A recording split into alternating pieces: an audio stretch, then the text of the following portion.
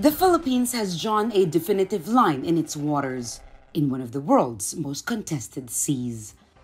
President Ferdinand Marcos Jr. signed two landmark laws, the Philippine Maritime Zones Act and the Philippine Archipelagic Sea Lanes Act.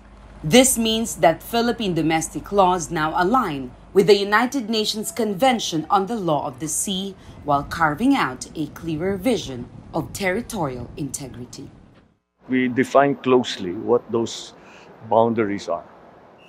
It cements two powerful terms into law, the West Philippine Sea and Talampas ng Pilipinas. These names are no longer symbolic slogans, they are now legal markers of the Philippines' sovereign claims. Legal experts see this as a pivotal moment, a safeguard against any future administration politicizing the nation's maritime rights. We saw the extreme results of that flexibility with the Duterte administration. Him saying, no, we're only limited to 12 nautical miles and I'm allowing them to fish.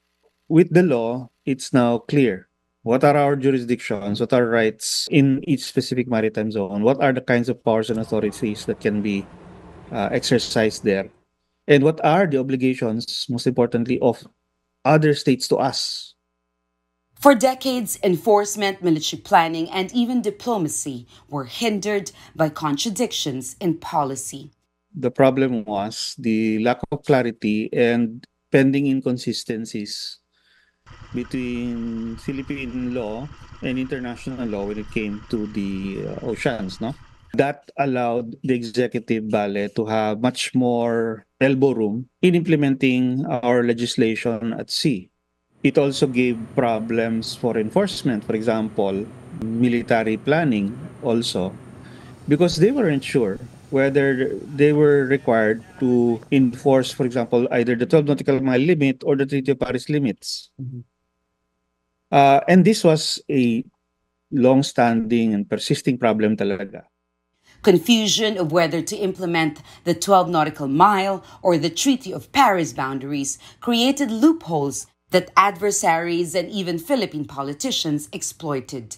With this legislation, the Philippines now has a clear map of its rights and responsibilities, as well as the responsibilities of foreign states navigating the country's waters. But clarity at home may sometimes come at a cost abroad. Neighboring nations with competing territorial claims with the Philippines were quick to respond. China accused the Philippines of destabilizing the region, doubling down on its expansive claims by releasing coordinates for features it contests, including Sabina Shoal and Second Thomas Shoal, now listed under their Chinese names. For the Philippine government, China's opposition comes as no surprise. It's not unexpected, but we have to define closely. Marami tayong sinasabi that we have to protect our sovereign rights and our sovereignty. Malaysia too spoke out. Deputy Foreign Minister Mohamed Alamin announced plans to file a formal protest, arguing that the laws encroach on Malaysian sovereignty, particularly in Sabah. Though dormant for years, the Philippine claim to Sabah continues to cast a shadow over bilateral relations.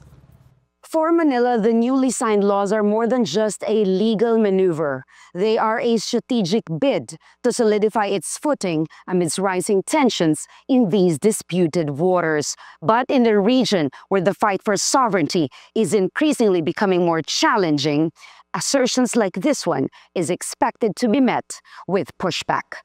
Jamela Alindogan, Insight, BNC.